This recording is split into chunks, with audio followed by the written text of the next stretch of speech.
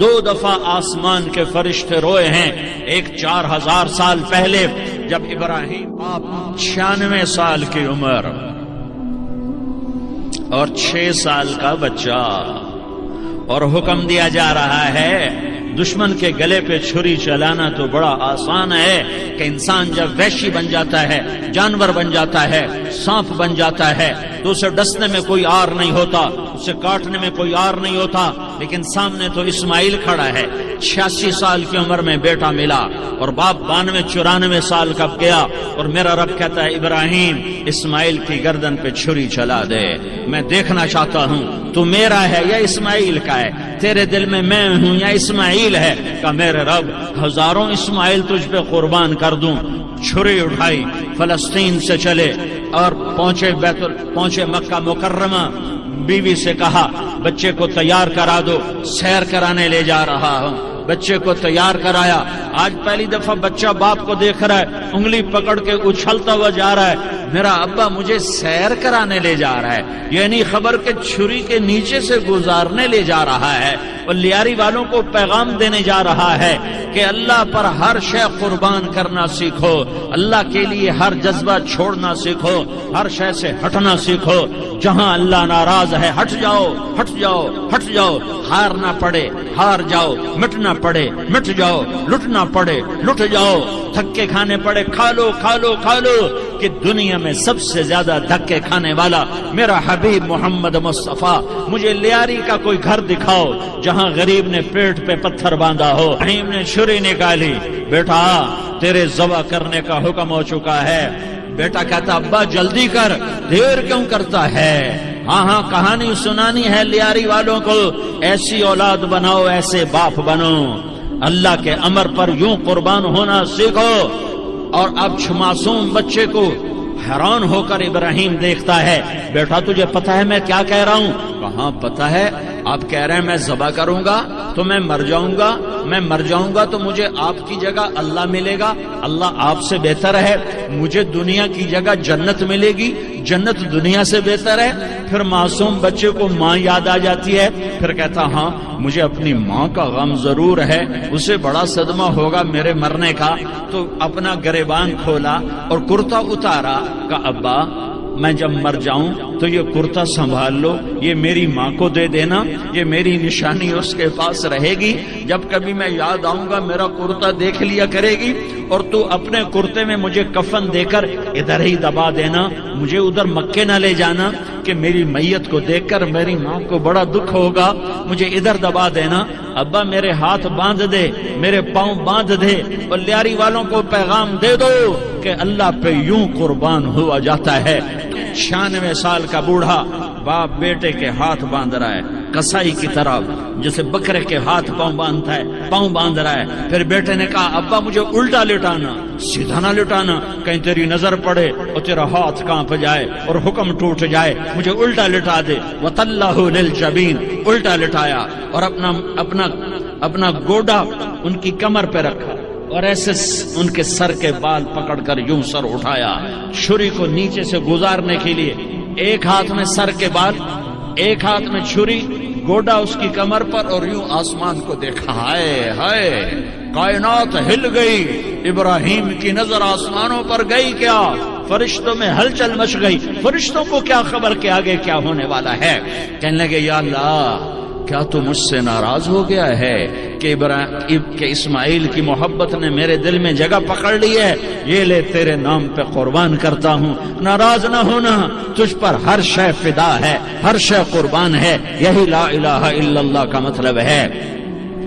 چھری چلائی، جب یہ کہا یا اللہ میں تیرے نام پہ اسماعیل کو قربان کرتا ہوں، 7 آسمان کے فرشتے زارو زار روئے کہ فرشتوں کو نہیں پتا آگے کیا ہونے والا ہے۔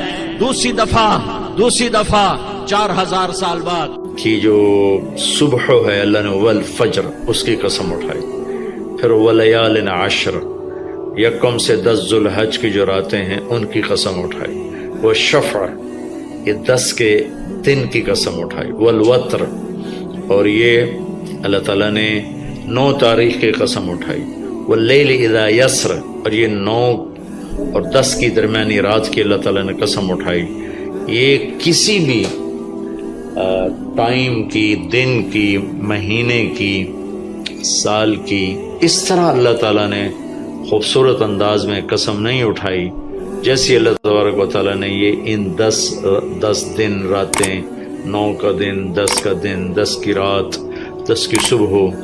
اور اللہ کے نبی کا فرمان ہے کہ ان 10 دنوں میں اللہ تعالیٰ کو جتنی عبادت پسند ہے وہ اور کسی دن میں بھی پسند نہیں. اور اس میں کوئی شک نہیں، ان 10 دنوں میں سب سے بڑی عبادت وہ حج ہے، جس کو اللہ تعالیٰ نصیب فرمائے اور جس کے مقدر میں فرمائے. حج ان 10 دنوں کی سب سے بڑی عبادت ہے. عرفات کی ایک دن کی حاضری وہ 10 لاکھ دن کی حاضری یا 1 لاکھ دن کی عبادت کے برابر ہوتی ہے. اور عرفات کے دن کی حاضری میں اللہ تعالیٰ کا ارشاد ہوتا ہے، میرے بندو آج اتنے گناہ لے کر آؤ، جتنے بارش کے قطرے، جتنے درختوں کے پتے، جتنے ریت کے ذرے، جتنے گردش ایام میں جب سے ٹائم شروع ہوا ہے اس میں بننے والے دن اور رات، اور یہاں کے توبہ کرو میں سب معاف کروں گا.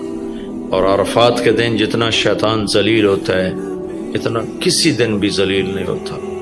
اور میرے محبوب صلی اللہ علیہ وسلم نے یہ دن حج کا، عرفہ کا زور اثر کٹھی پڑھ کے پھر سارا دن شام تک کوئی 5-6 گھنٹے مسلسل دعا مانگی.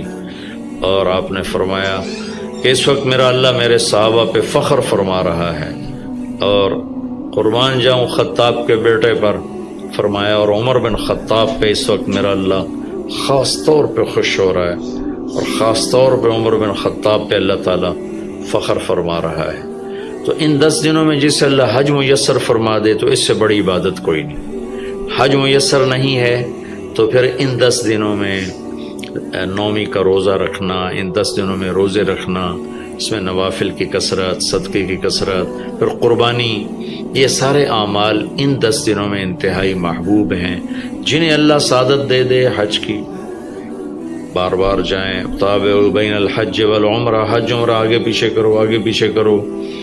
ایک بہت بڑا طبقہ ہے جو یہ کہتا ہے کہ ایک دفعہ فرض ہے اس کے بعد کوئی ضروری نہیں. میں کب کہتا ہوں کہ ضروری ہے؟ ضروری نہیں ہے، لیکن ضروری کا مطلب فرض نہیں ہے، لیکن اللہ اس کے رسول کو پسند ہے کہ اس کے گھر بار بار آیا جائے، بار بار حاضری دی جائے.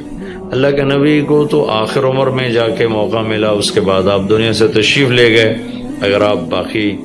اگر آپ اس کے بعد زندہ رہتے تو یقیناً آپ ضرور حج کرتے، چونکہ آپ نے جتنے سال مکہ میں گزارے آپ نے ہر سال حج کی. نبوت کے اعلان سے پہلے بھی اور نبوت کے اعلان کے بعد بھی آپ نے مسلسل حج کی، اور 4 عمرے آپ نے فرمائے زندگی میں پر 4 عمر. ایک عمرہ مدینہ سے خاص طور پر تشریف لائے جس کو ہم صلح حدیبیہ کہتے ہیں، وہ ہو نہیں سکا لیکن آپ نے وہیں عمرے کا کام پورا کیا، سر مڑائے، احرام کھولے. پھر اگلے سال آپ اس کی قضاء کے لیے تشریف لائے. پھر ایک عمرہ آپ نے فتح مکہ کے بعد جعرانہ سے احرام باندھ کے تشریف لائے اور عمرہ کیا، اور ایک عمرہ آپ نے اپنے حج کے ساتھ کیا. صدیقی دور میں پہلا سال جنگوں میں گزر گیا، دوسرے سال صدیق اکبر اب تشریف لائے. فاروقی دور میں عمر بن خطاب رضی اللہ تعالیٰ 10 سال حکومت کی، 10 سال حج کیا، ہر سال حج پہ تشریف لائے. عثمان رضی اللہ تعالیٰ عنہ نے اپنی خلافت کے دور میں جب تک امن رہا ہر سال حج کرتے رہے. جب فساد شروع ہوا تو آپ رکے، اس میں شہید ہو گئے. علی رضی اللہ تعالیٰ عنہ کو موقع نہیں ملا، جنگوں میں زندگی گزر گئی، اور اسی میں آپ اللہ پاک کی بارگاہ میں پہنچ گئے. تو لیکن باقی 3 ساتھیوں کی خلافت کے دور میں آپ نے بکثرت حج اور عمرے کیے. تو دین کے کسی عمل کو یوں کہہ کر ہلکا نہیں بنانا چاہیے کہ اس کی کیا ضرورت ہے، اتنا پیسہ خرچ کرتے ہیں، اس کی کیا ضرورت ہے، کسی غریب کو دے دیا جائے. یہ اس طرح تقابل نہیں کرنا چاہیے کہ اللہ کے گھر کی حاضری کو اتنا ہلکا نہیں سمجھنا چاہیے. میرا اللہ بلائے تو بار بار جانا چاہیے، اور جس کو اللہ توفیق دے عمرے پہ جائے، حج پہ جائے. ہاں غریبوں پر بھی خرچ کرے، اپنے رشتہ داروں پر خرچ کرے، ضرورت مندوں پر خرچ کرے، لیکن اللہ کے فضل سے امید ہے جو اس طرح اللہ کے گھر جانے پر خرچ کرتے ہیں تو اپنے اللہ کے فضل سے غریبوں پر بھی خرچ کرتے ہیں. اس کو آپس میں یوں اس کا مقابلہ نہیں کرنا چاہیے. یہ چیز اللہ کو پسند نہیں ہے. شہنشاہ کے دنیا کے سب سے بڑے بادشاہ کے دربار میں حاضری کو ہم اتنا ہلکا نہ سمجھیں، بہت بڑی سعادت ہے. حضرت امام حسن کی سنا دیتا ہوں. امام حسن رضی اللہ تعالی عنہ نے 20 حج پیدل کیے. مدینہ سے پیدل تشریف لاتے تھے اور حج فرماتے تھے. 20 حج. یہ تو اہل بیت کے